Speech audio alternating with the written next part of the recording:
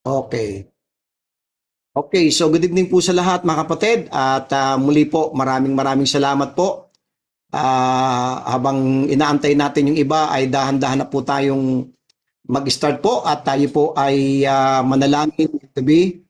Dakilang Diyos na makapangyarihan po sa lahat. Maraming po salamat po sa pagkakataong muli na kami po ay gather sa ganitong pamaraan ng Zoom meeting. Salamat po sa bawat isa na bagamat araw ng linggo ngayon, ang bawat isa ay pagod sa gawain sa churches. But thank God na muli po ay binigyan nyo kami ng sapat na lakas para po patuloy po na kami makinig at mag-aral ng inyong mga salita.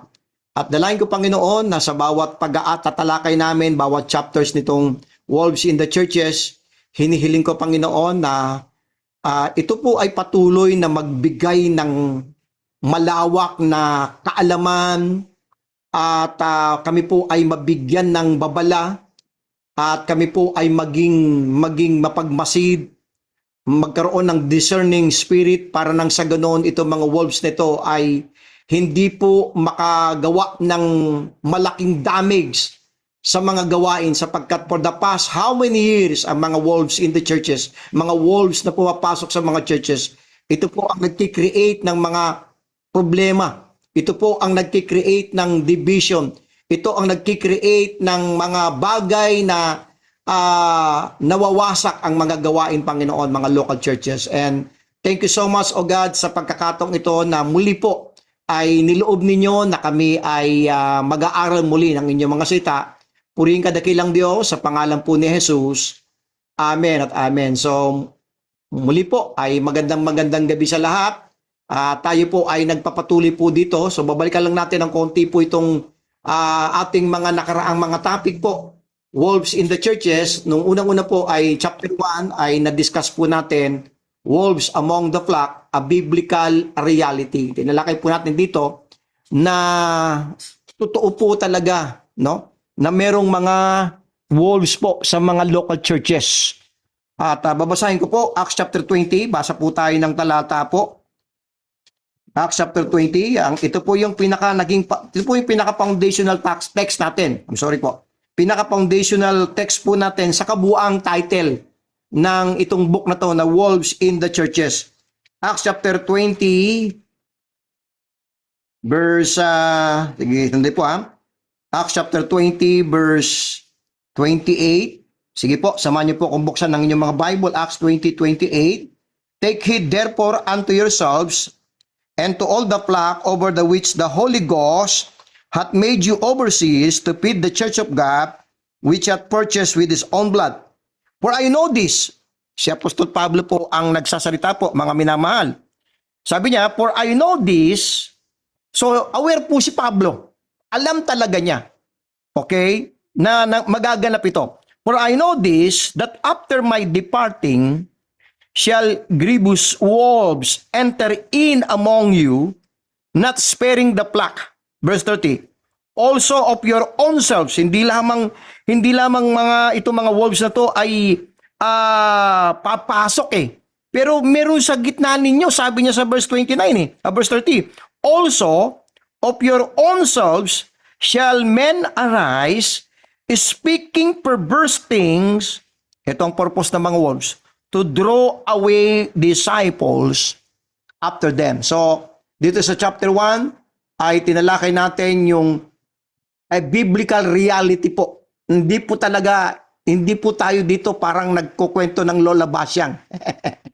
Ito po talaga ay isang realidad na tinuturo ng Biblia at ito po talaga ay totoong nangyayari sa mga local churches.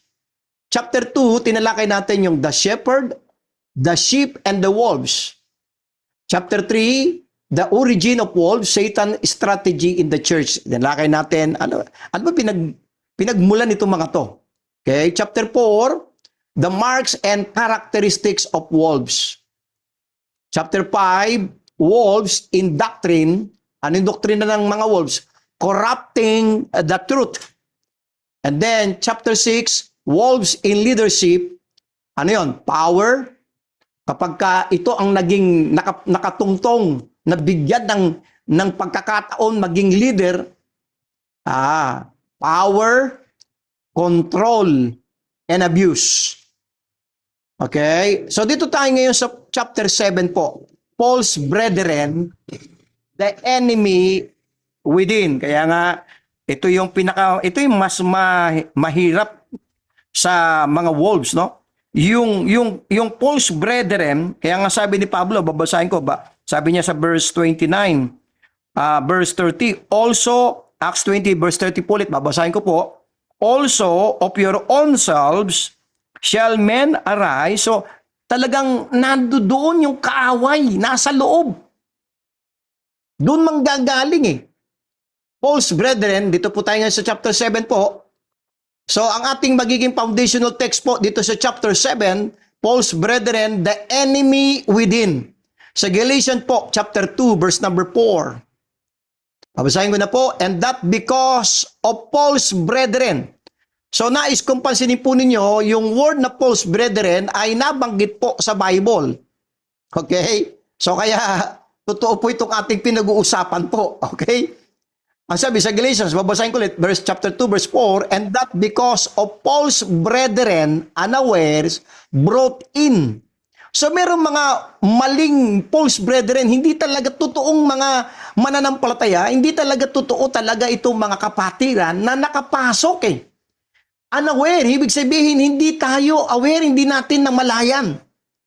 Who came in privately to spy out our liberty which we have in Christ, that they might bring us into bondage. Itong nakakatakot. Itong mga false brethren na to. Ilalayo ka doon sa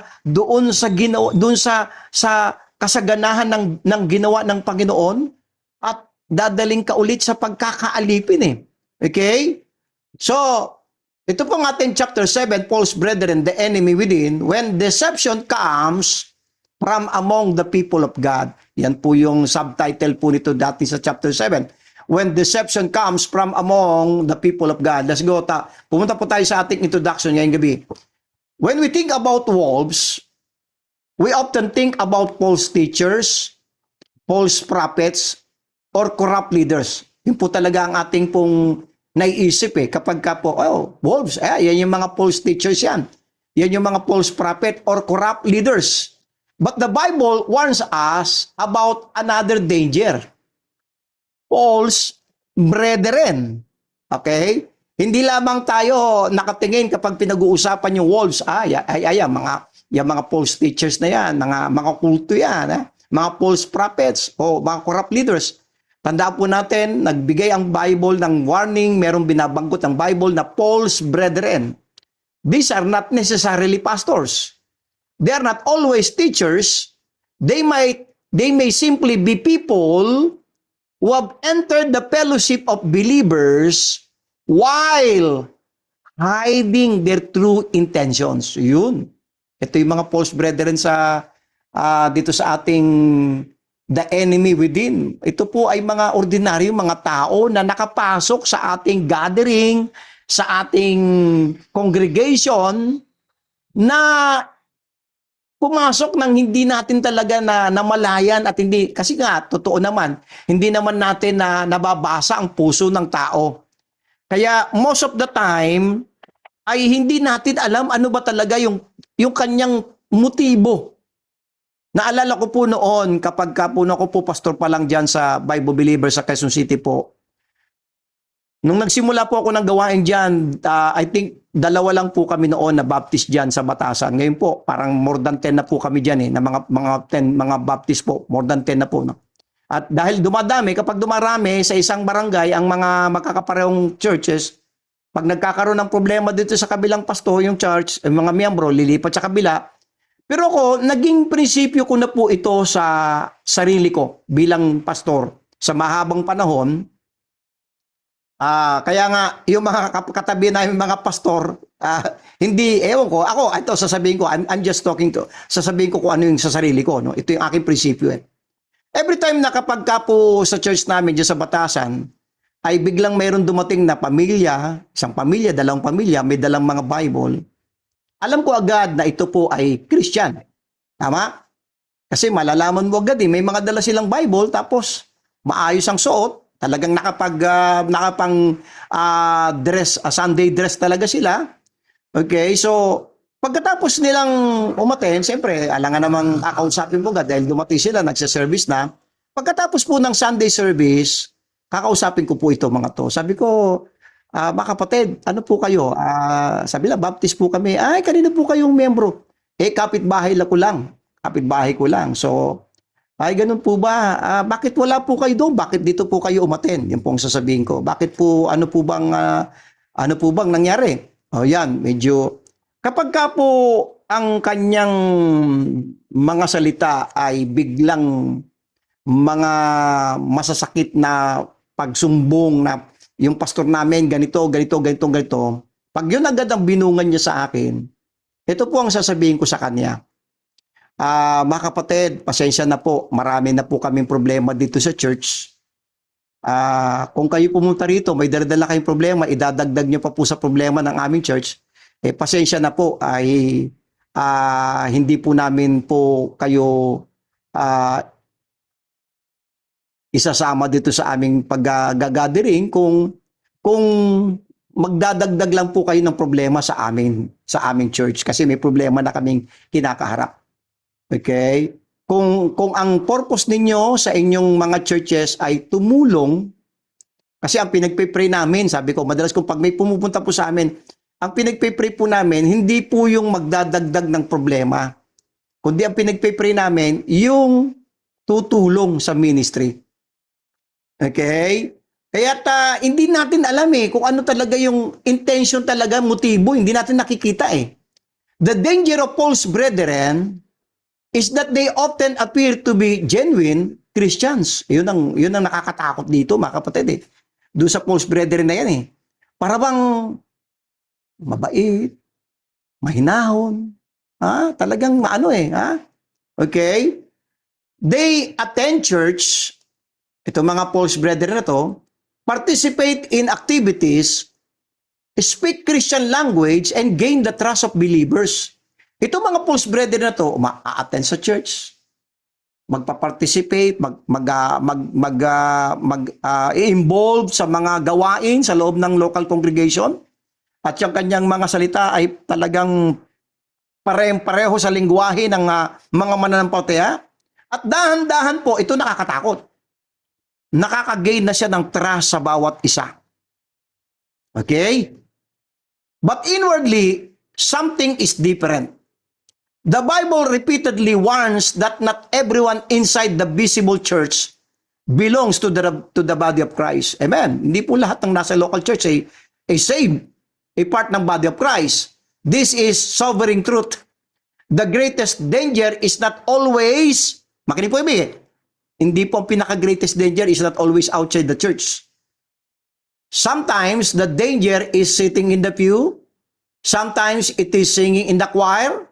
Sometimes it is working in the ministry. Balikan natin to. Hindi po yung pinaka-greatest danger yung nasa labas ng simbahan Minsan yung mga delikadong tao kasama mong nakikiupo. Nakikiupo sa congregation. Sometimes it is singing in the choir, kasama sa choir. Sometimes it is working, kasama mo sa ministry. Sometimes it is standing beside us while hiding a different heart. Lumako tayo dito sa point number 1.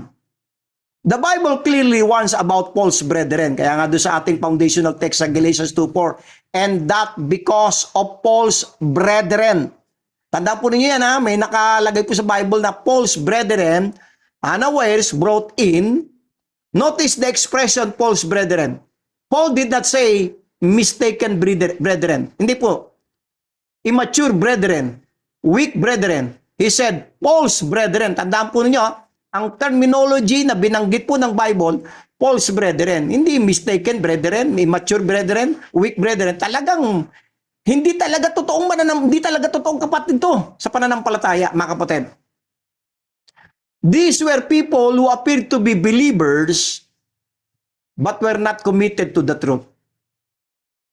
Sa haba na po ng ipinaglingkod ng inyong evangelist ministry.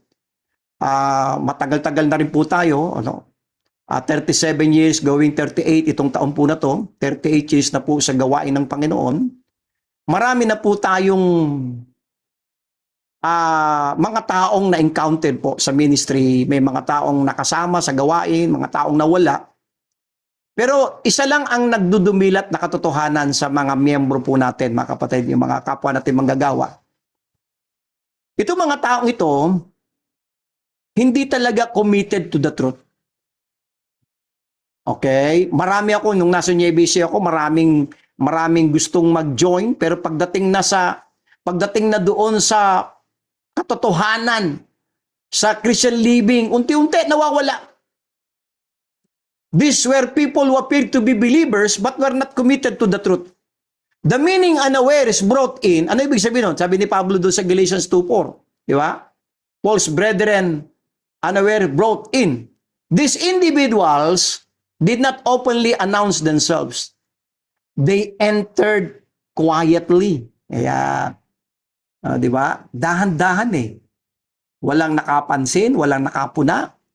They blended in. Dahan-dahan, nakijoin, nakipag-fellowship. Di ba? And they appeared normal. Ito mga false brethren na to. This is one reason they are dangerous. Nakakatakot ito mga false brethren to because they entered quietly, they blended in, they appeared normal. Nobody suspects them at first. Yun po talaga, no? Mamaya may mga ikukwento po tayo na mga true to life na karanasan sa ministry. Okay? Let's go to point number 2 po. Dito po sa when deception comes from among the people of God, false brethren, the enemy within. Alam niyo, isa sa example po ay si Judas Iscariot, the most famous false brother ng mga alagad ng ating Panginoon during Christ's earthly ministry. Perhaps the clearest example is Judas. For 3 years, si Judas po, he traveled with Jesus. He listened to Christ preach. He witnessed miracles. And here's the thing, he ministered alongside the apostles. Itong si Judas Iscariot, nakasama niya ang ating Panginoon, kasama siyang nakakapakinig ng pangangaral ng Panginoon, na-witness niya yung mga miracles na ginawa ng ating Panginoon, at kasama siya nagbi-ministered alongside the apostles. John chapter 6, verse 70 po. Buksan po natin. Pero maliwanag na maliwanag yung sinabi ng ating Panginoon, John chapter 6. Sige po. Then, babasahin natin verse 64. Verse 70 muna po tayo. John chapter 6, verse number 70. Sabi ng Panginoon, Jesus answered, okay? Jesus answered them, have not I chosen you 12? Maliwanag po ito ha. And one of you is a devil. Dahil ang Panginoon ay Diyos na nagkatawang tao, hindi mo pwedeng madaya ang ating Panginoon. Okay? Hindi katulad tayo, di ba? Hindi natin nababasa yung isip at puso ng tao. Hindi natin agad-agad na-discern kung ano talaga yung totoong intention niya. Hindi natin agad na nadidetect ano ba talaga yung totoong motibo nitong taong to. Pero sa ating Panginoon, diniklara niya eh. Jesus answered them, have not I chosen you 12 and one of you is a devil? Sino kaya binabanggit niyang yon? Verse 64. Okay? But there are some of you, verse 64 po, but there are some of you that believe not. So, kaya nga false brethren false brother, hindi talagang mananampalataya, hindi talaga naniwala. For Jesus knew from the beginning who they were that believe not and who should betray Him.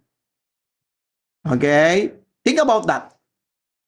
Even the other disciples actually did not immediately recognize Judas.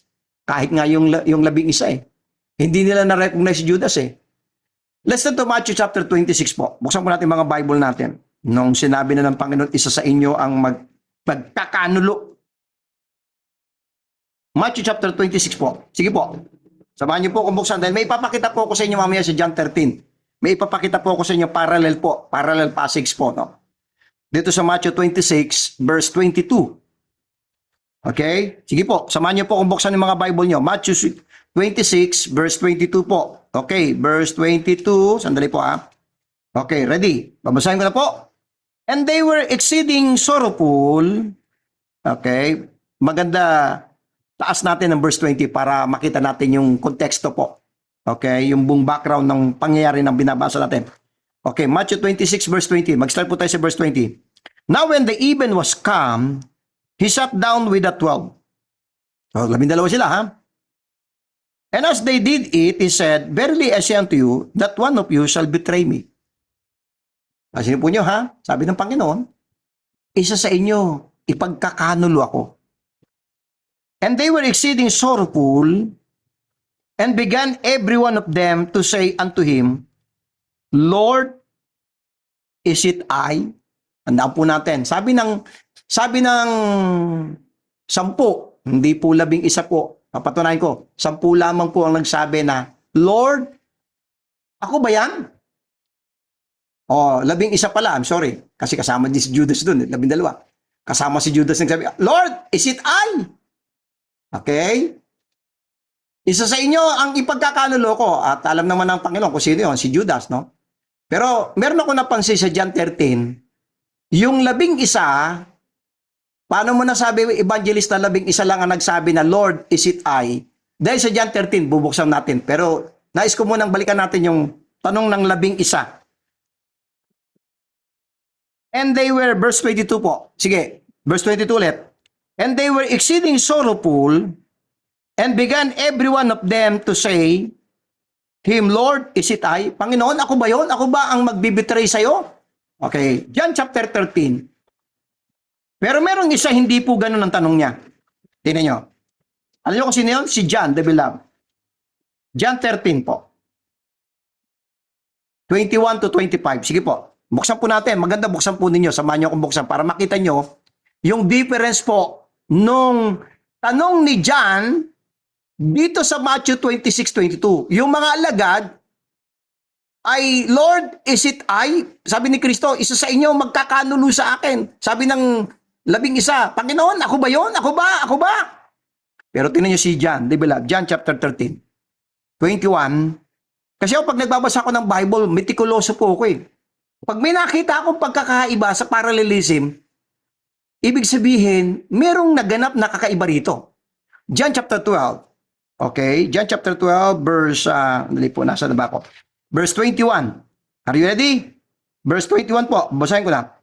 Then came, therefore, to Philip, John chapter, tama ba ako? 13. 13 po pala. 12 yung binabasa ko. Sorry po. John 13, verse 21. Okay.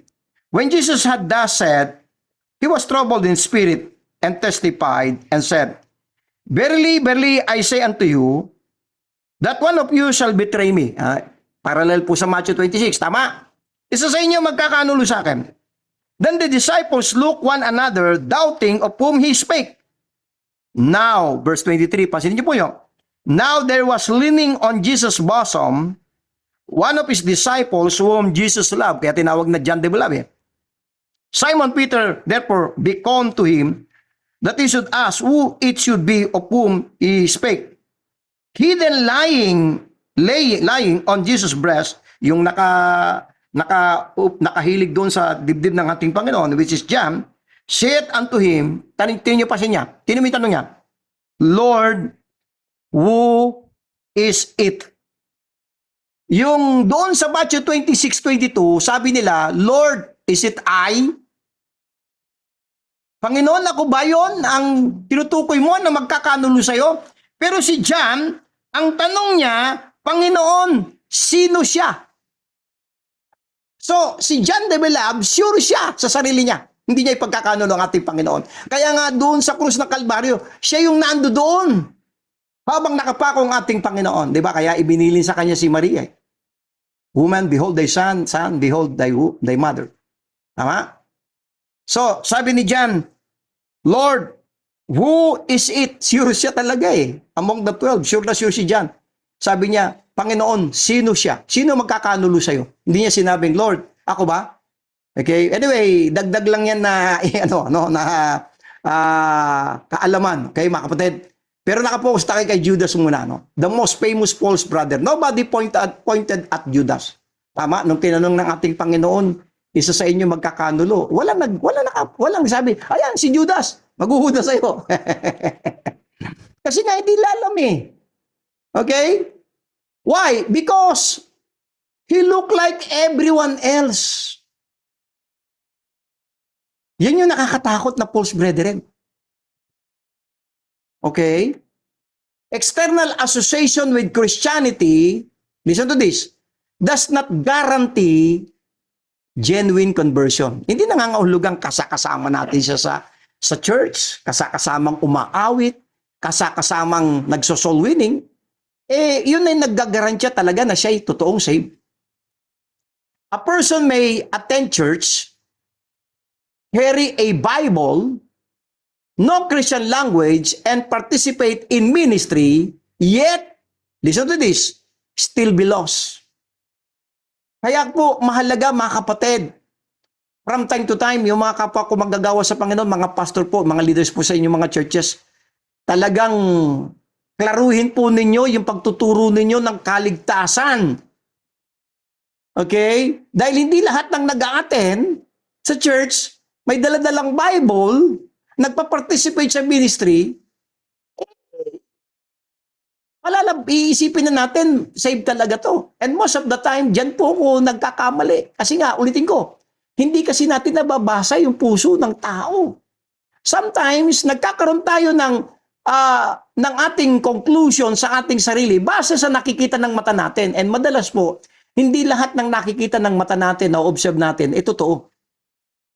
Dahil minsan, pwede tayong dayain ng mga tao na nagmamabait-baitan, nagpa-faithful-faithfulan, pero later on, false brethren pala ito, mga kapatid.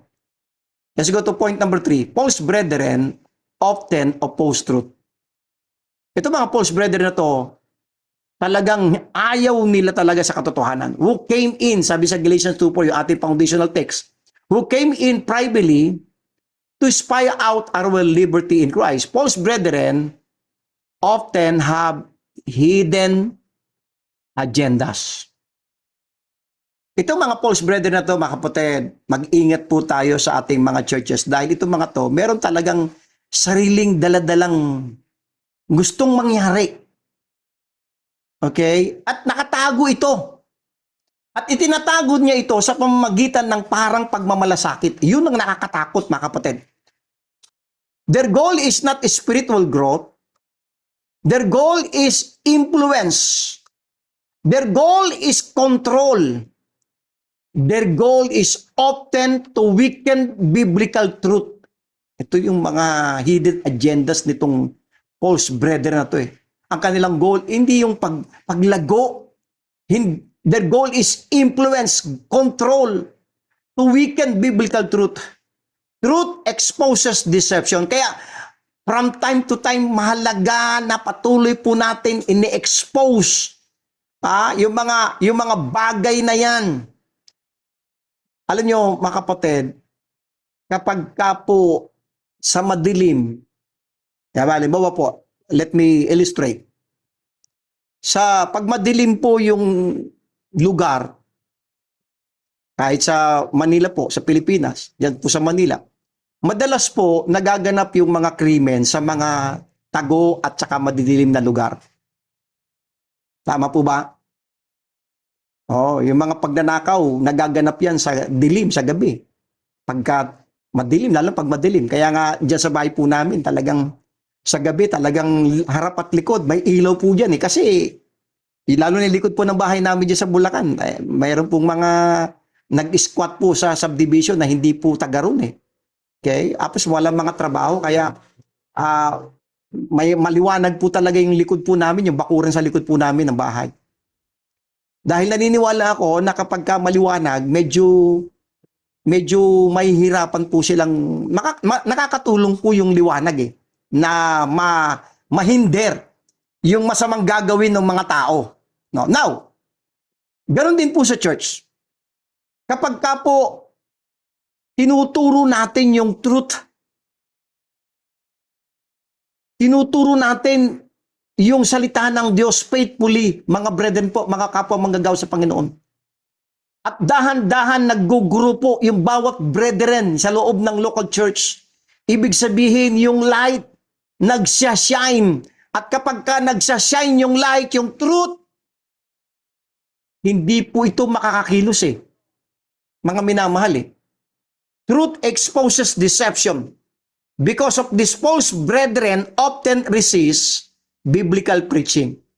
Kaya let's keep on preaching Bible truths, Bible principles, Bible doctrine, right division, doctrinal teaching, okay?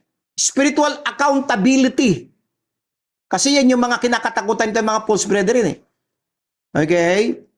And scriptural correction. Pag mali, ang mali, mali. Amen? Kaya mahalaga po yun eh.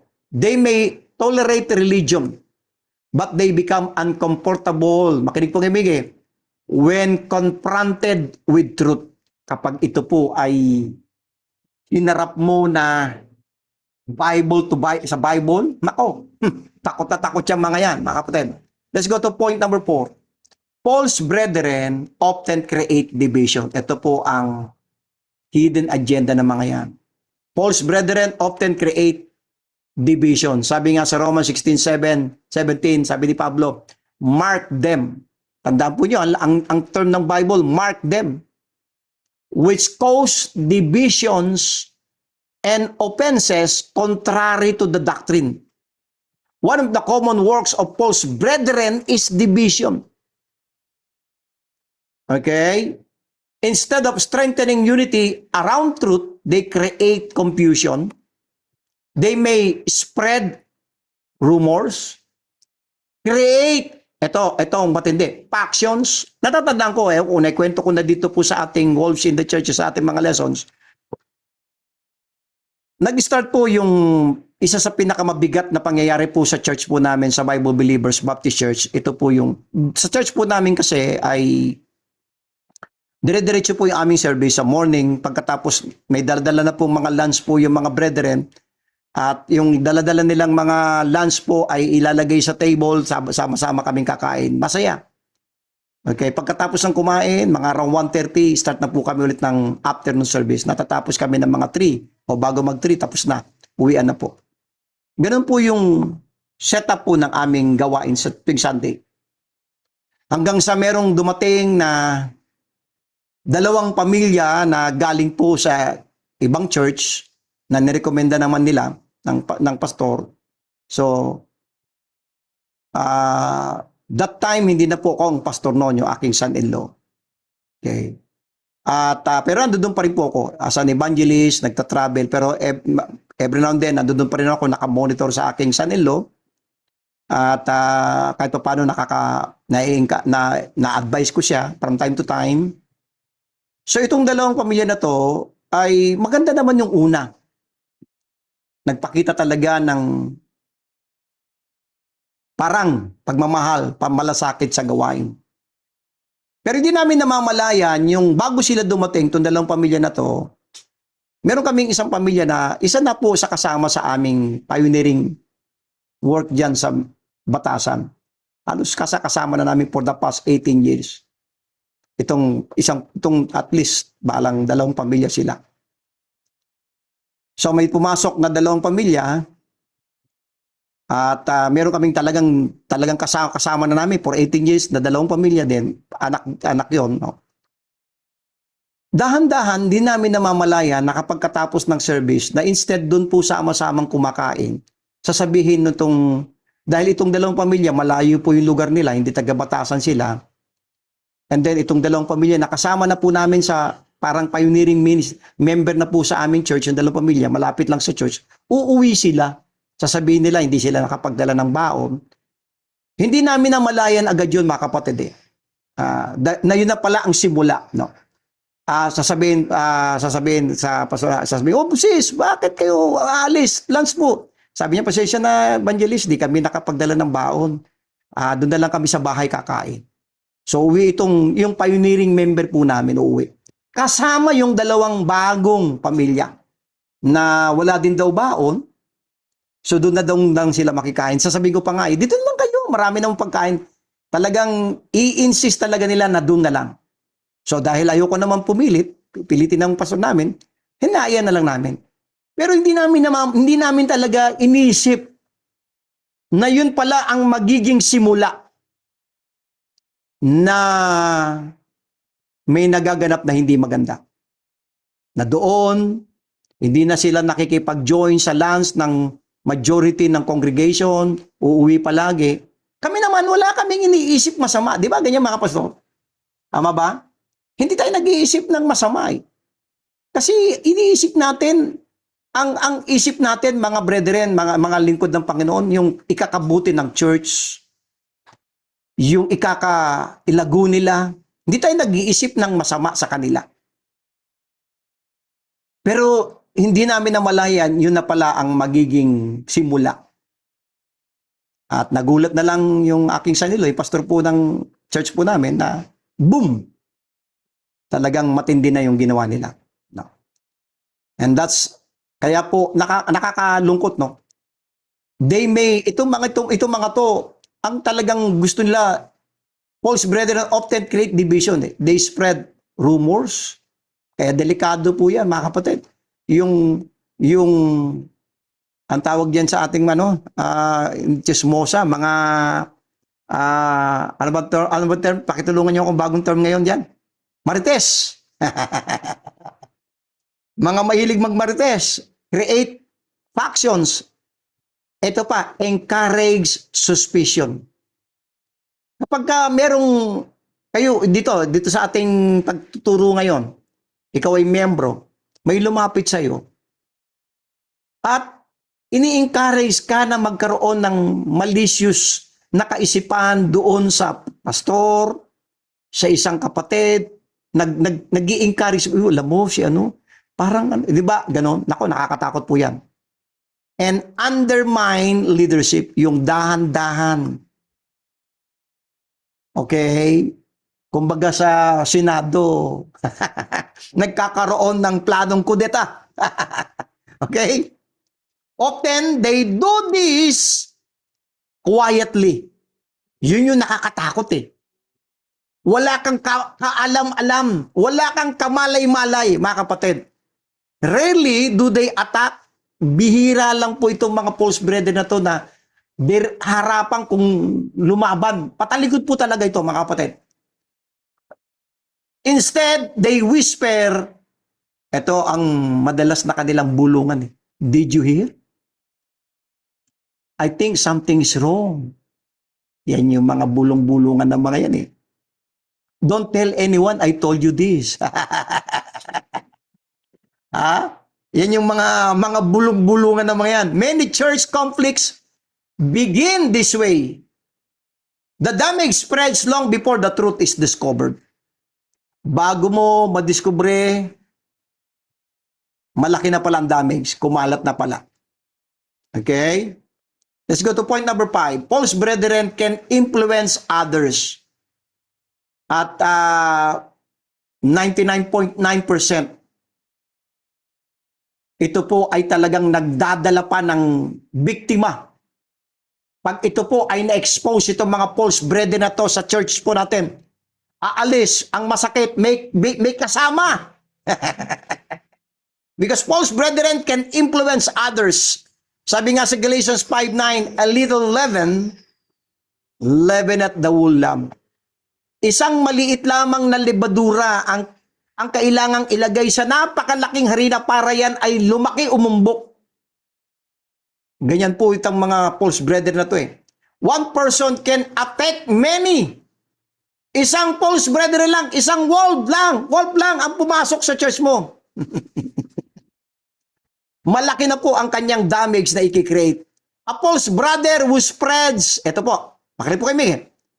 A false brother who spreads bitterness, false teaching, gossip, or rebellion, and can influence an entire church. Mga kapatid, No? Ah, sa lahat ng pinakamatindi pong iiwasan natin, mga brethren, mga members po na nandito po, kayo ay mga members ng local churches ninyo. Kapag ka isang tao, isang kapatiran na lumalapit sa iyo at palaging ang lumalabas sa bibig niya ay bitterness, mag-ingat ka diyan, mga kapatid. Mag-ingat ka diyan. Yung kanyang spirit ay merong spirit of rebellion. Mag-ingat ka, kapatid. Delikado ka. Because false brethren can influence others. This is why spiritual vigilance is necessary. 1 Peter chapter 5, verse number 8. 1 Peter chapter 5. Start the Bible, 1 Peter chapter 5, verse number 8 po tayo. Kaya nga, ang sabi ng Bible sa 1 Peter chapter 5, sige po, samahan niyo po kung buksan ating mga Bible. Kaya sabi diyan sa verse 8, 1 Peter 5:8, be sober, be vigilant. Wag tayong parang naka-relax lang tayo na para bang everything, lahat ay ayos, okay, no. Okay? Sabi diyan ng Bible, be sober, be vigilant, because your adversary, the devil, as a roaring lion, walketh about seeking whom he may devour. Nako, kaya nga napakalaga tayo maging vigilante tayo, maging mapagmasid, maging mapag-observe. Okay? Many believers assume if someone attends church, they must be trustworthy. Dito po sa Thailand, may na-experience kami ngayon na mahirap po dito po. Pag-pray niyo po kami dito sa Thailand dahil medyo meron po kaming na-encountered agad. No? Kakalipat lang namin dito sa bahay at ito po ay malaking halaga po itong aming inupahan ngayon. At ito po ay dahan-dahan po namin inaayos para sa baba, sa taas po kami. Ito po ay commercial place, second story po na ito po ay dati pong shop parlor po ito. At nupahan po namin at sinabi namin sa may-ari, pinanggap naman, ito po ay gagamitin namin meeting place, kami mga Kristiyano. At alam naman natin ang Thailand ay Buddhist country, no? Pero ang ganda, no? Ang ganda ng ano.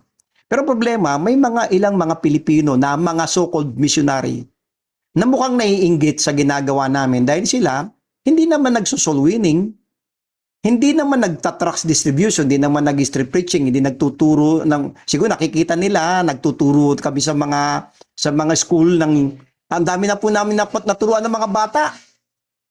Imagine sa loob ng pagsisimula namin, nakapagturo kami sa isang school, ang bilang ng isang school po, 3 school po naturuan namin. Tigto 200, so ibig sabihin, with the span of just 6 months, nakapagturo kami ng 600 na bata. Imagine mo yan, mga kapatid. Sila, ilang taon na dito, they're just, wala, ayokong magsalita ng mga bagay na paninira, pero nalulungkot ako, mga kapatid. Ngayon nakita nila kami, pakararating lang namin, kumbaga parang bago lang ito, pero ano yung ginawa, in-influence nila yung aming Thai partner na sabi niya, delikado kayo diyan. Huwag ka sumama diyan sa dalawa, sa Bobby, kasi walang missionary visa yan. Baka makulong ka, illegal yung ginagawa nila. Illegal daw yung ginagawa ko dahil wala naman daw ako missionary visa. Tourist visa lang daw ako. Nag-street preaching, nagtatracks, bawal daw yun. So itong aming Thai partner, natakot. Ang problema, ito sa takot niya, pumunta siya sa immigration, at nakipag-usap doon sa mga officer doon at sinumbong ako. Okay? At buti na lang hindi kami pinuntahan. Ako, patay tayo. Nakundi, deported po talaga. Mapapalikin kami ng Pilipinas. Kababayad pa lang namin, nag-down na po kami dito na napakalaking halaga dito sa place na to. At buti na lang, mga kapatid, ang buti ng Panginoon. Merong isang church na dito ay isang Baptist church na kinakaibigan ko po dahan-dahan yung pastor. Buti na lang tinulungan kami, mga kapatid. Sinapo kami, no? And because of that, talagang napakabuti ng Panginoon kahit nasa gitna ng ganitong pangyayari. Alam nyo, nakakalungkot mga kapatid, nandito ka sa Thailand, yung magkikreate ng problema sa'yo, kapwa mo Pilipino. Tapos, Kristiyano daw sila, missionary. No? So, kaya sabi ng pastor na tumulong sa amin, sabi niya, dahan-dahan lang muna, wag kaagad kay God. Ano? And then, ang gagawin natin ay ipapakita sa front na ito po ay gawain nila. Pero sabi niya, pastor, gawain mo yan. Di ko pa kakailaman. Gagamitin mo lang yung pangalan ng church namin, gagamitin mo lang yung visa ko, gagamitin mo lang yung permit niya, no? Yung authority niya na sila po i-recognize ng Thailand. At salamat sa Panginoon, may mga sa gitna ng mga ganitong pangyayari, gumagamit pa rin ang Panginoon ng mga tao na makakatulong sa atin. With that, pinupuri ko ang Panginoon. So, many believers ina-assume ng mga mananampalataya na if someone attends church, they must be trustworthy. Ang sinabi nga sa akin ng pastor yung tumulong sa amin, sabi niya, pastor, wag maging maingat kayo, hindi lahat ng mga Pilipino rito mapagkakatiwalaan, maging tayo, hindi wag mo sasabihin yung lahat ng plano mo. Alam niyo naman ako, excited ako eh. Kung ano yung gagawin mo, wag sabi niya. Hindi lahat ng makakaharap mo dito ay katiwa-tiwala. Maaring tutulungan ka, pero pag dumating ng panahon, nagkaroon kayo ng problema, patay ka. Dito pala, sa Thailand, pagka nakaaway mo yung Thai at dinimanda ka, manalo ka hindi, alimbawa, nanalo ka sa kaso dahil nanalo ka. Pero pagkatapos ng kaso, pauuwing ka rin ng government Thailand. So kaya pag may nagdemanda sa'yo, gawin mo na lang, umuwi ka na lang. Huwag mo nang labanan sa husgado dahil pag nanalo ka pa rin, wala rin. Uwi ka pa rin daw. Kaya sabi niya, ini-explain niya sa akin ano ba ang mga ugali ng mga Thai people dito, ano yung kultura nila, ganito, etc. At lagi niya sinasabi, lalo na sa mga Pilipino, wag kang basta-basta magtiwala. If someone attends church, yun ang inisip natin, they must be trustworthy. The Bible never teaches this. Hindi porke nag-a-attend na sa church pagkakatiwalaan natin, talaga katiwa-tiwala. Trust should be built. Saan ba talaga nabibuild yung tiwala? Truth, character, faithfulness, and spiritual fruit. Alam nyo, mga kapatid, parang gusto kong narinig ko yung kanta, hindi na po ako natuto pagdating po sa pagtitiwala Dahil ako po ay pag nakakita po kasi ako ng isang nagpapakilalang lingkod ng Diyos at lalapit, magpapakita ng sinseridad, ako naman magtitiwala agad. Ako po madali po ako agad magtiwala, to be honest. Kaya madalas po naluloko ko. Aminado po ako diyan sa bagay na yan, mga kapatid. Madalas po sa ministry ako po ay naluloko ng mga tao. Oo, madalas po. Madalas po akong maloko ng mga tao. Dahil madali ba akong bumigay kapag nakita kitang seryoso ka. At talagang nakita ko yung gawain, talagang Tapos lalapit, meron lang bagong lumapit sa amin. Naawa ako kasi sabi niya, walang tumutulong sa kanya. Ginagamit lang daw siya ng ibang mga pastor. Nire-report sa US, ang binibigay lang, 500 pesos support sa kanya. Kulang na kulang, hindi So ako naman, si trustworthy, si hindi na natuto. So, sige, pastor, tulungan ka namin. So, lapit ko kay Pastor Alvin. Sabi ko, tulungan natin. Adapt natin yung gawain niya. Ako po kasi, ganun ako. Instead na sana muna, kailangan kilalanin muna natin. Ewan ko ba, hindi na ako natuto. Okay? Hindi ko na muna kinikilala yung tao, dahil pastor, dahil right divider, etc. Tiwala. Pero, nakakalungkot later on. Hindi maganda yung gagawin niyang balik. No? Bagamat tayo tutulong na hindi nag-expect in return. Pero ang pangit naman yung tinulungan ka na't lahat. Bandang huli, palalabasin mo pa yung tumulong ang mali. Yun yung pinakamasakit na bagay sa experience ko sa ministry. No? Yung bang tinulungan mo, pinagmalasakitan mo, wala ka talagang ibang motibo kundi malasakit, pagmamahal sa gawain na kanyang nakikita mo tulong. And then later on, ikaw pa pala, yung church pa pala namin ang masama. Kaya sabi ko sa kanya, Brad, sa loob ng ilang panahon na sinuportahan ka ng church, kami po, ang bait po ng pastor namin sa church eh. Pero mo saan ka nakakitang sinusuportahan eh, hindi man lang sumulat, man lang gumawa ng sulat, magpasalamat. Kaya sabi ko sa kanya, Pastor, sa loob ng mahabang panahon na tinulungan ka namin, sumulat ka ba sa church para magpasalamat? Pagkatapos, ganyan ka pang magsalita na parang, kaya sabi ko sa kanya, kung ganyan din lang naman, maghiwalay na tayo. Okay? Pero ang totoo talaga, yung tiwala po talaga, nabibuild ito upon truth, character, faithfulness, and spiritual fruit, mga kapatid. Totoo po yan, mga kapatid. At napakahalaga po yung mga bagay po na to. Okay? Dali po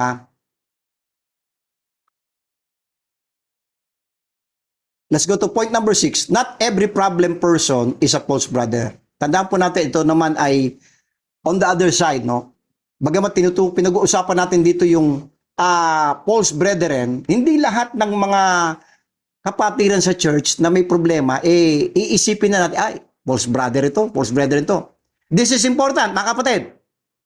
Not every struggling believer is a false brother. Hindi lahat ng mga Kristiyano nag-struggle sa kanyang buhay. Ay, false, ito yung binabanggit ni Evangelist, sinusuro niya. Not every struggling believer is a false brother. Not every immature Christian is a false brother. Tandaan po natin kasi baka ma-misinterpret niyo po itong lesson to. Hindi lahat ng mga Kristiyano na immature ay, false brother ito, false brother ito. Not every person who disagrees with us is a false brother. We must be careful. Pagdating po sa itong lesson natin na false brethren, the enemy within. The Bible, listen to this. The Bible commands discernment, not suspicion. Ano yung suspicion? Yung bang wala ka talagang parang nagsususpecha ka pero wala ka pa talagang matibay. Yung discernment, ito yung talagang nagbibigay ka ng konkretong mga ebidensya, mga patunay bago ka gagawa ng conclusion. Yung nagsususpecha ka lang, wala pa naman talagang matibay. Sabi nga, ano bang tawag doon? Okay? Dapat talagang merong konkretong ebidensya. Kailangan maging balance po tayo rito. Some believers become so focused on identifying wolves that they begin suspecting everyone.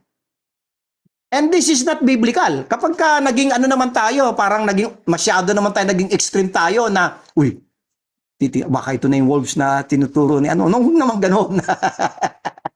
Okay? Baka naman, pagkatapos itong pagtuturo natin wolves in the churches, bawat isa, magsususpecha mo ng, ito siguro yung wolves dito sa aming church. Huwag naman po gano'n. Okay? We must love people, be patient, extend grace, while still remaining discerning.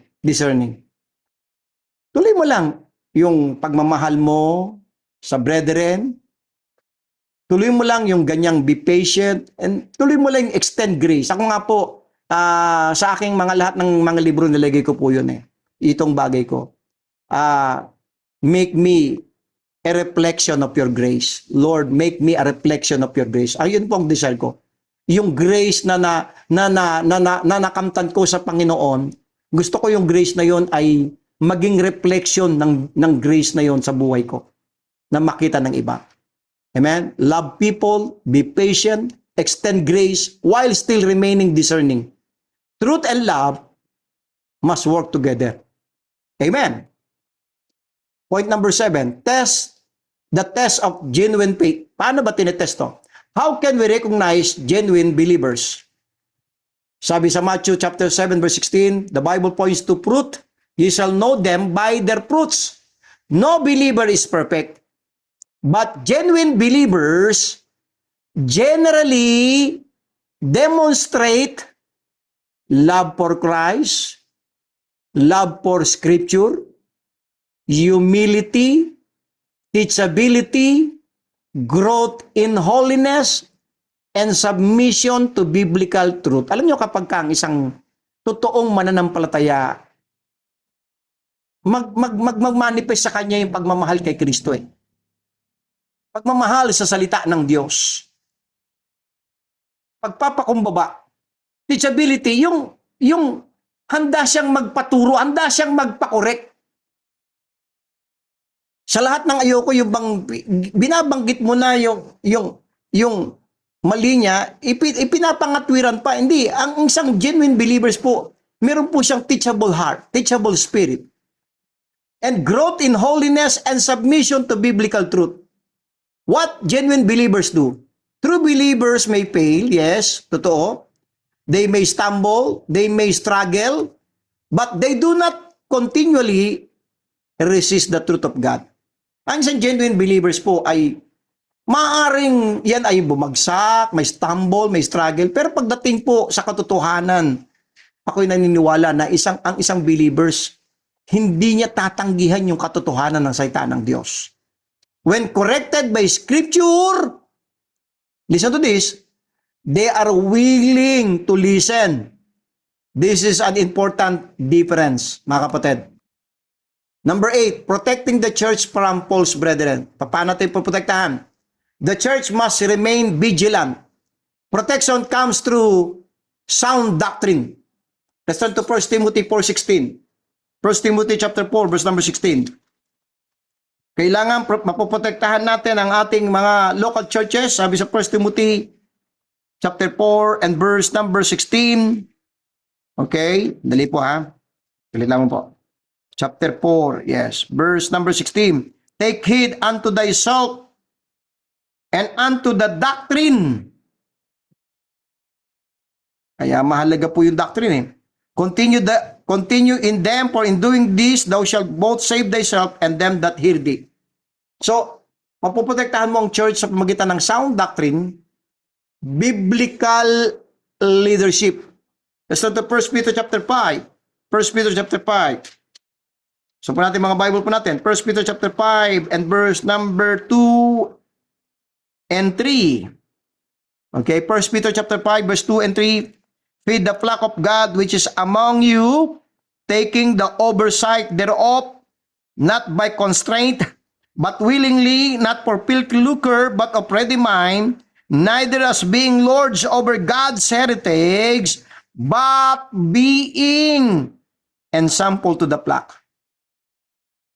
Faithful shepherds help and guard the flock. Biblical leadership. Dito mo poprotektahan yung church eh. Sa mga false brethren. Sound doctrine, biblical leadership, spiritual discernment. Believers must learn to think biblically. Kaya nga sabi ni Pablo, let this mind be in you, which was also in Christ Jesus. Spiritual discernment. Church discipline. Alam niyo ba, halaga po ang church discipline sa local church. When necessary, biblical correction protects the church. Mahalaga po ang church discipline and then dependence on Christ. Ultimately, Christ is the protector of His church. Amen. Dito po tayo sa practical lessons sa bawat isa po sa atin ngayong gabi. Do not judge solely by outward appearance. Sabi sa John chapter 7. Buksan po natin si John. Hindi po sa magitan ng outward appearance. Kaya nga, minsan, ako nga po, madalas po ulitin ko na naman yung salitang di na ako natuto eh. Aminado po ako dyan eh. John chapter 7 verse 24. Judge not according to the appearance, but judge righteous judgment.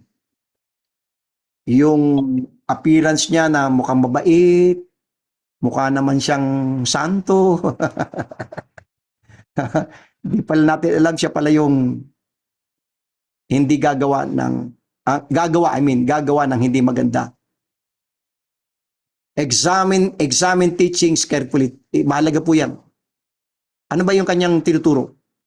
Avoid gossip and division. Build friendships on truth. Stay close to Christ and His Word. Ang sabi sa 1 John 4:1, Beloved, believe not every spirit, but try the spirits whether they are of God. Let's go to the conclusion po dito sa ating false brethren, the enemy within. False brethren are among the most difficult dangers to identify because they often look like ordinary believers. Kaya po napakahirap po itong mga false brethren na to na ma-discern mo. Because they do not announce themselves, they blend into the fellowship, they gain trust, they influence others, and it left unchecked, here's the thing, they can damage the church. At mind nyo, mga kapatid, based on my experience, talagang malaki po ang kinikreate na damage nitong mga false brethren na to. Kapag hindi po natin na-detect ng maaga. Isa pang testimony po, meron pong isang pamilya na ako po ang pastor pa noon, mga mga year 2000 po ito nangyari. 2010. 2010 po nangyari po ito. 2010, 2011. Mga ganong panahon po ito nung nangyari po ito. Meron isang pamilya na galing po sila, Bisaya po sila, and naghanap sila ng church. Kaya kapag meron pong lilipat sa amin, ang lagi kong tanong ay, ano po ba ang gusto ninyo po? Ano po ba ang dahilan? Bakit kayo lilipat? Galing sila sa probinsya daw, maghanap sila ng church. Pero kami po, ulitin ko po, dito po ang aming pong nais po sa mga gustong lumipat sa aming congregation, sa aming church ay dapat po ang inyong nais ay makatulong. Hindi po, ayaw po namin na dinidiretso po, ganun po sinasabi ko. Anyway, nag-attend naman sila. Maganda naman yung unang 6 na buwan itong pamilya na to. And then, dahan-dahan, medyo nagpapakita ng konting kasigasigan yung tatay, which maganda naman talaga, totoo naman okay naman yung tatay. Kaya lang yung asawa, yun, doon ako medyo may mga red flags po akong nakikita sa babae. No? Dahan-dahan at ang ginagawa niya ay pinag-aaway niya yung dalawang kapatiran. Halimbawa, itong babaeng ito, yung nanay, yung asawa ng yung men, no? Itong men na to, alam ano siya okay naman siya, unti-unti hanggang sa napagkakatiwalaan ko na sumasama sa masipag pa naman din yung lalaki dahil siya po mismo mag-aaya sa akin, Pastor, meron pong Bible study, samahan niyo po ako. Kaya talagang walang pugnat yung Bible study, masipag siya, yung men na to. Pero yung asawa niya, yun ang nakakatakot Halimbawa, papasyal sa isang miyembro. Normal naman talaga minsan, 'di ba, sa usapan yung mga miyembro sa miyembro, minsan may masasabi kang negative sa isang kapatiran. Ang problema itong babaeng ito, yung bagong pasok na sa church namin, yung nagsabi yung isang miyembro ng negative do sa isang kapatid. And then later on, pupunta sa doon sa kabilang kapatid at sasabihin niya, hindi mo alam, meron sinabing gato si gato. So, siyempre, ito naman kapatid na to, dahil nagsumbong siya, magre-react, magsasabi na naman ng negative. Pupunta na naman sa doon kung saan doon siya galing. Ang later on, ang gagawin niya, pinag-aaway niya. Yun po yung nangyayari. Pinag-aaway niya yung mga brethren sa loob ng church. Pinatawag ko silang magpamilya. Kinausap ko yung una, yung lalaki. Sabi ko, hindi ko gusto yung ginagawa ng wife mo na nagkikreate siya ng pag-aaway-away dito sa loob ng simbahan, sa church namin, sabi ko. Pero humingi ng sorry yung babae at yung husband din. Sabi niya, pasensya na po kayo. bigyan niyo po kami ng another chance. Ako naman, yung term nga na di na natuto. So, bigyan ng chance. Pero lalong lumala ng lumala, mga kapatid. Hanggang sa talagang nag-decide na po ako talaga na nakakakita ako ng danger dito hanggang sa pati yung lalaki na rin, unti-unti, nadadamay na rin siya sa ginagawa ng wife niya.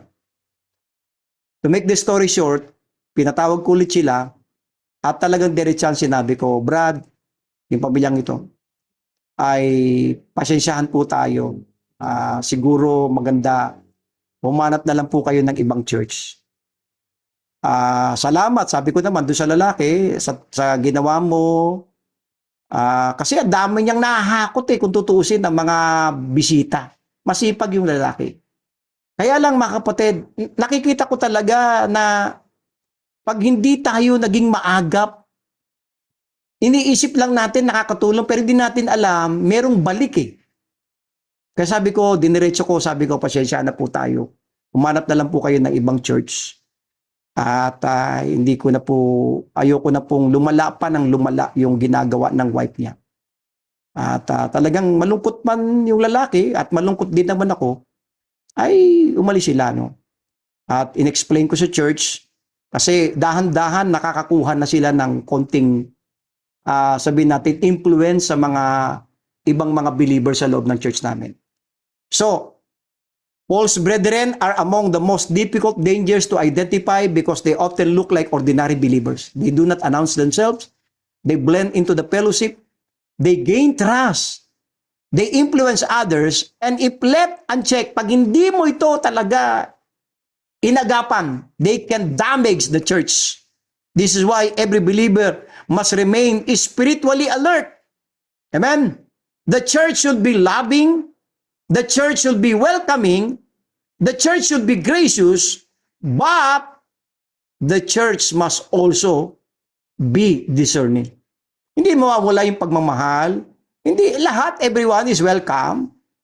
Dapat nag-extend tayo ng grace, pero tandaan po natin, the church must also be discerning. Amen? Because not everyone who enters the fellowship comes with pure motives.